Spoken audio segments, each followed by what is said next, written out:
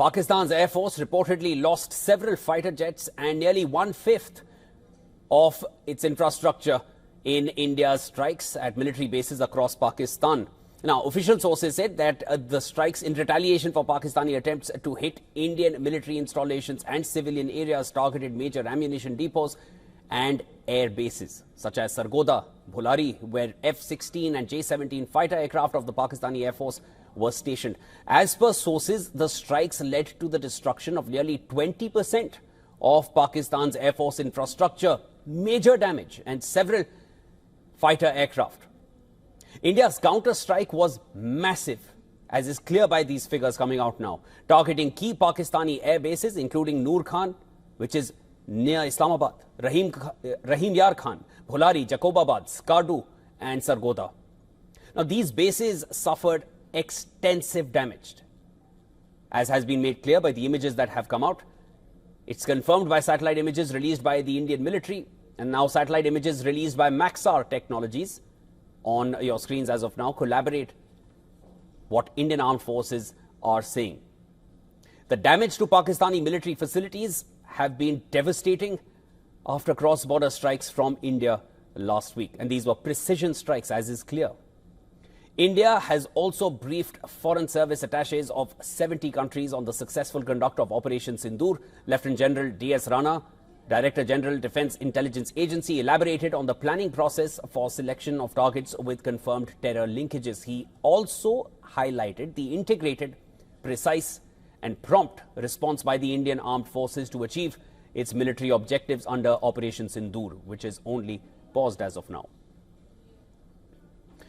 All right, for more on this, our Assistant Director for Foreign Affairs, Siddhant Sibal, is joining us live on the phone line. Siddhant, let me quickly go over the latest press briefing which took place in the US. The US has now been questioned about these alleged, suspected nuclear leaks which are perhaps taking place in Pakistan. Give us your thoughts on how the US responded and moved past that question.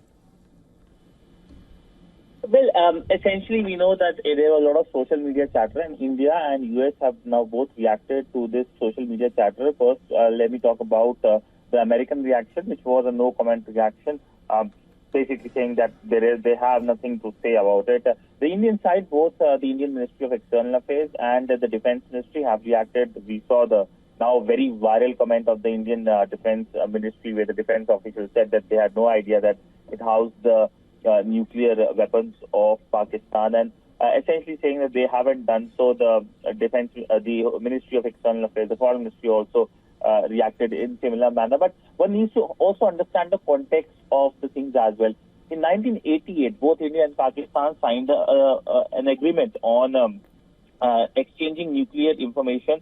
That basically says that on every 1st of January they exchange the information regarding the nuclear installations, and under that agreement also they have agreed not to attack each other's nuclear facilities. Now, this is an agreement that continues to be abided by both India and Pakistan. There hasn't been any known case of India or Pakistan violating that.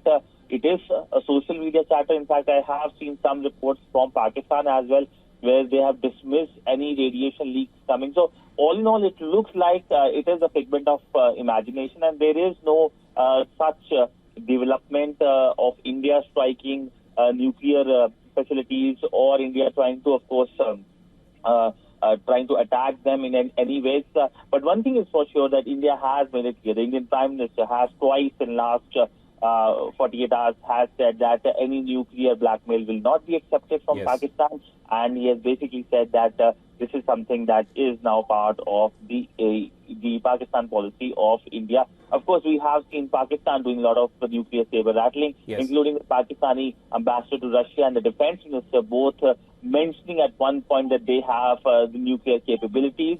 What is astonishing is that there hasn't been any global condemnation or any condemnation by experts, the so-called experts from the West, regarding that. Rightly said, Siddhant. Also, in that same press briefing taking place in the US, the state press briefing, the State Department was asked about the differing tones between what led to that ceasefire. Trump has been saying it was the US which got the two sides to talk. India has not mentioned any role of the US in any of the statements that have come so far. And in the recent press briefing at Ministry of External Affairs, they made it clear that there were no trade talks leading to anything. No trade talks took place anywhere between 7th of May and the 10th of May till the time the DGMOs had that call at 15:35. Give us your thoughts on how the US is responding to that question in that press briefing.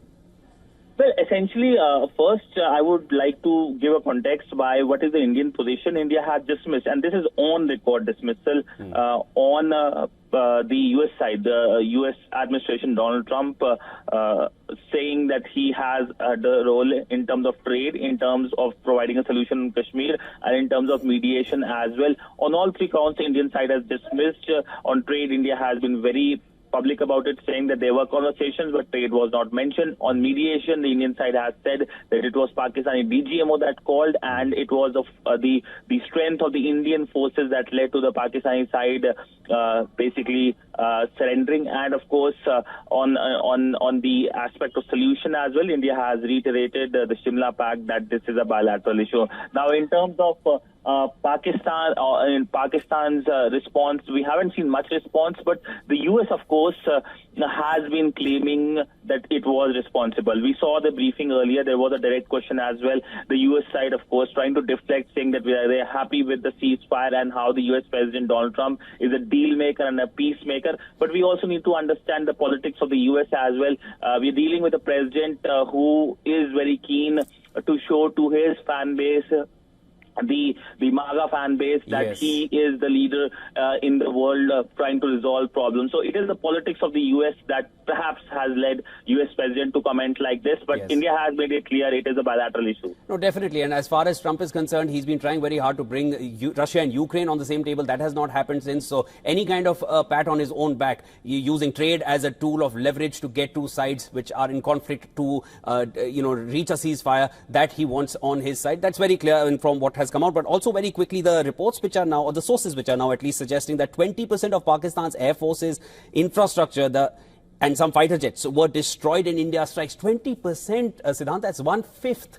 It's a major blow to any country which has an air force or a fleet of fighter jets. Your thoughts?